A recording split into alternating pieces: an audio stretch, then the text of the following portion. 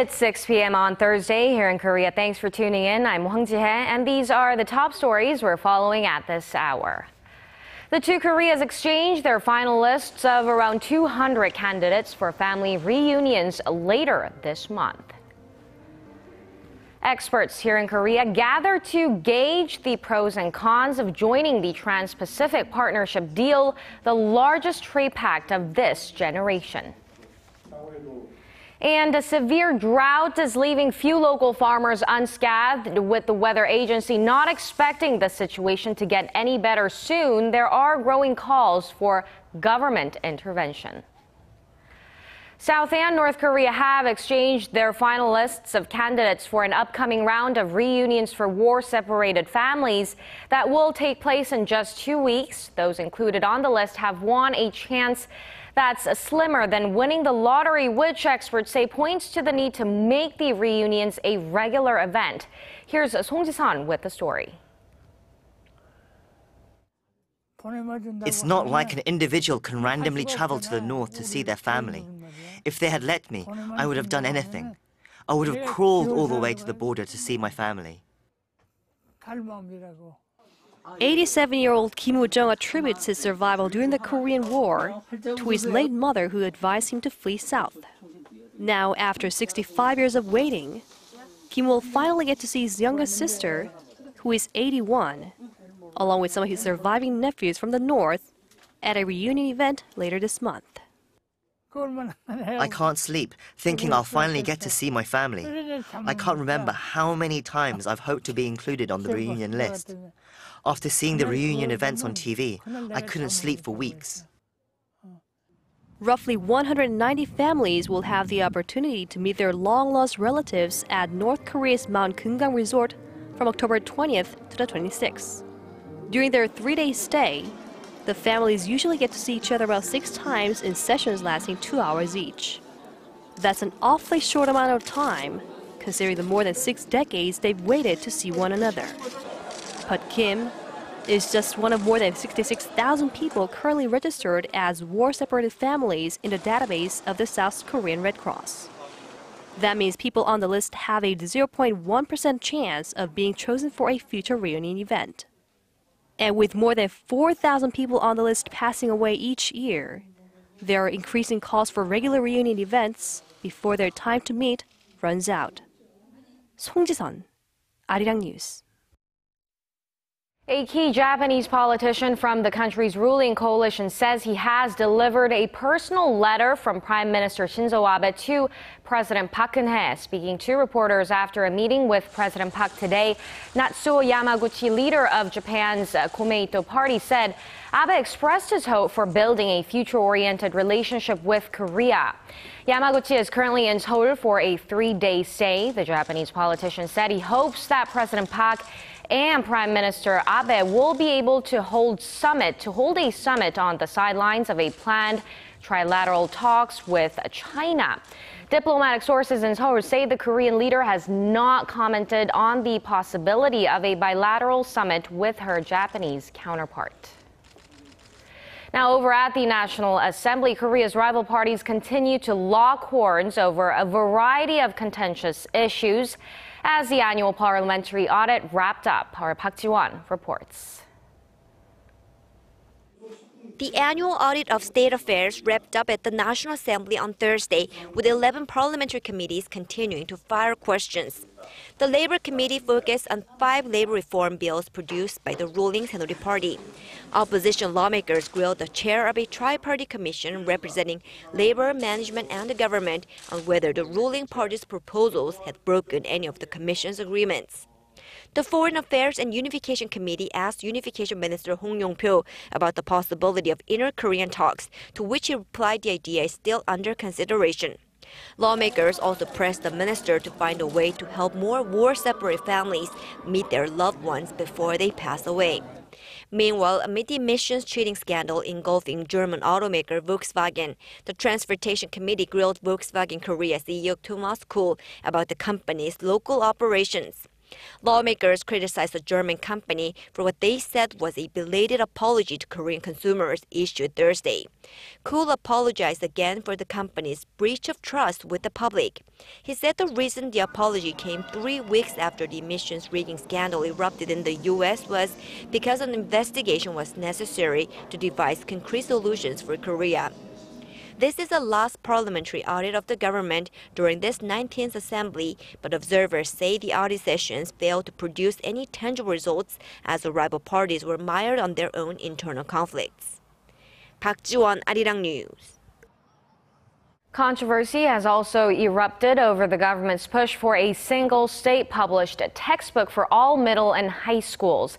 Neither of the country's true rival parties is backing down from its position. Our Kim Woo-jong has more.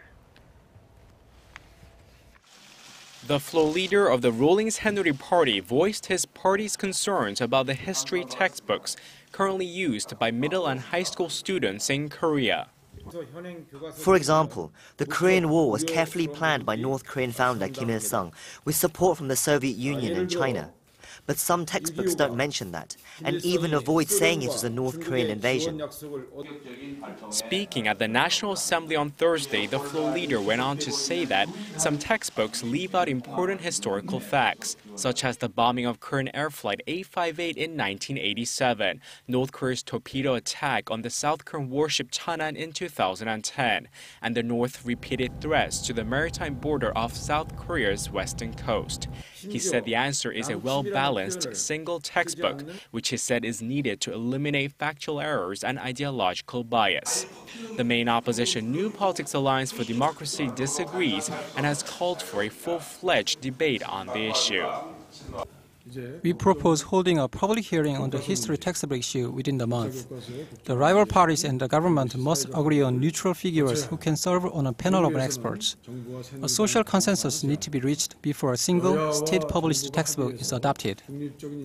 The party's full leader condemned the conservative government for what he said is a step backward into authoritarian territory, saying a majority of citizens, historians, and teachers oppose the push for a single state-authored textbook. The issue is a sensitive one for Korea, as authoritarian governments once used history textbooks to control the public's perception of history.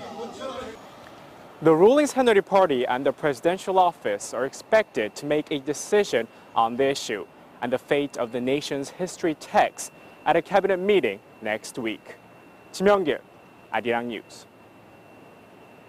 Now that member nations this week have signed the Trans-Pacific Partnership, the world's biggest trade pact, the big question in Korea is if and when Korea will sign up. The government and experts put their heads together at a forum today in an attempt to get closer to answering these questions. Kwon So-ah has this report. Korea's trade ministry said Thursday the TPP deal will have a very big influence on the Korean economy in the mid to long term, but the risks of not being a member will be limited.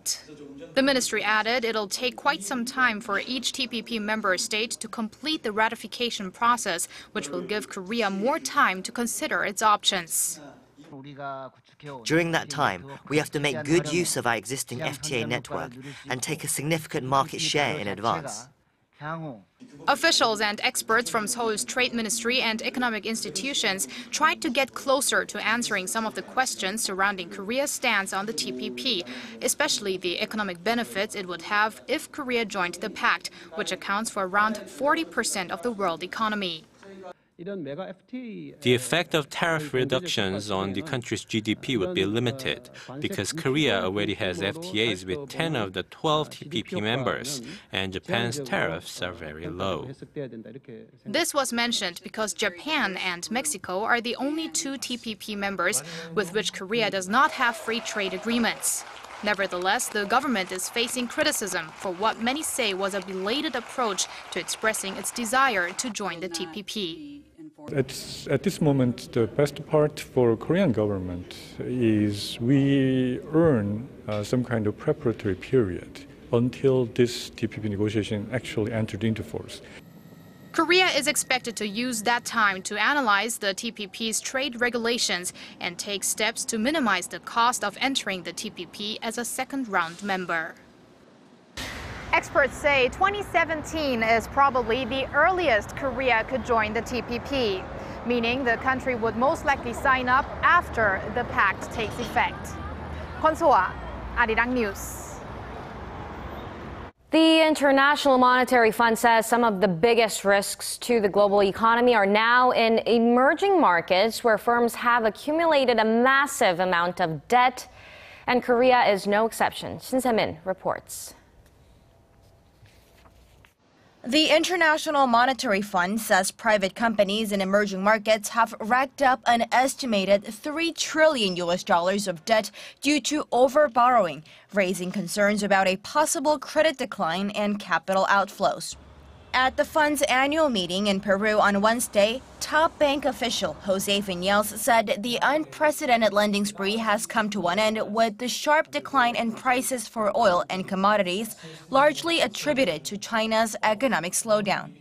Higher leverage in the private sector have left many firms in emerging markets more susceptible to economic downturns and emerging economies more exposed to capital outflows into deteriorating asset quality.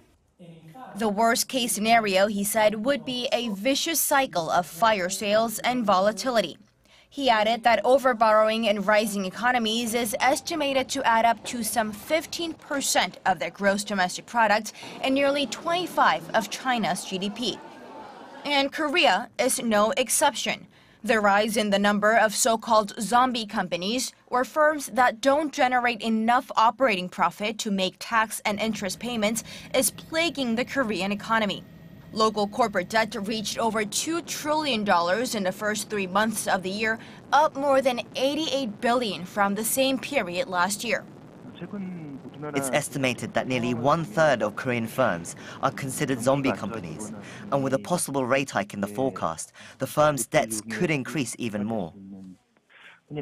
Experts say, however, that any restructuring of the firms should take place without hurting existing policies to boost employment, particularly for the nation's young people. Shin Se-min, Arirang News. The Lotte Group founder's eldest son, Shin Dong-ju, has vowed to sue his younger brother, Dong-bin, and the board of directors of the conglomerate's key holding company. The elder Shin said in a statement he will represent his father, Shin Kyuk-ho, in a fight to reverse an allegedly illegitimate move in July that removed the founder from his position of chairman at Lotte Holdings.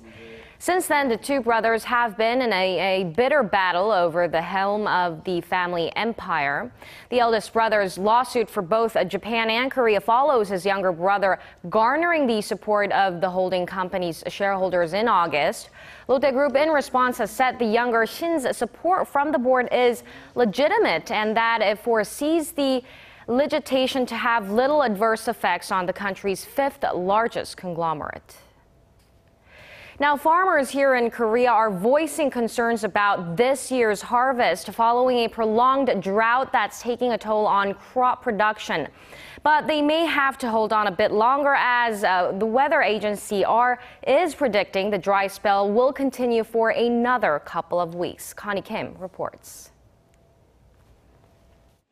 It's a typical scene at soybean fields in Korea these days. With just 1 month left until farmers are scheduled to harvest this year's soybean crop, the plants are dry and brittle from a prolonged drought that's gripped the country since the summer. It's the same for the sesame leaf fields, which should be lush and green, but instead look dry and barren. We've had droughts from time to time before, but they were never as bad as the one this year. Things are worse in these cabbage fields located at the foot of a mountain, where the water supply from nearby rivers and reservoirs has dwindled. We can't get water from these mountain valleys, which is why our cabbages are not in good shape. The Korea Meteorological Administration says that Seoul and the neighboring Gyeonggi-do province saw below average precipitation levels from January to the end of September, with just 43% of the average amount of rainfall. The total amount of rainfall nationwide during the same period was 63% of the average, far short of the drought threshold of 80%. The weather agency also says this year's monsoon season was shorter and drier than normal, and the country had no typhoons from July to September. With the influence of El Niño, the North Pacific anticyclone was mostly focused in the south, causing water supplies to run short. With the drought expected to continue, experts are calling on the government to intervene by creating canals or installing wells or reservoirs to ensure there is enough water for the nation's agricultural products. Connie Kim, Arirang News. The first day of the President's Cup golf tournament finished today in Incheon with the international team struggling. They ended the day 4-1 down with the South African pairing of Louis Oosthuizen and Brandon Grace the only ones to put points on the board.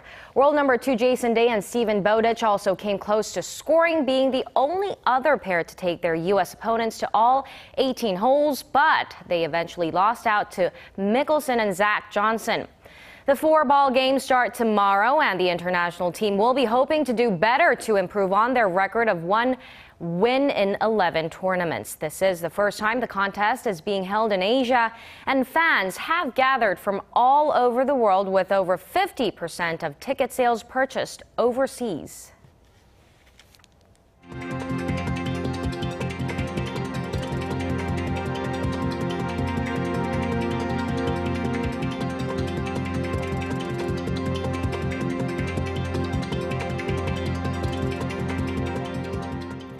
And that brings us to the end of our newscast. More updates coming up at 10 p.m. Korea time, so stay tuned and goodbye for now.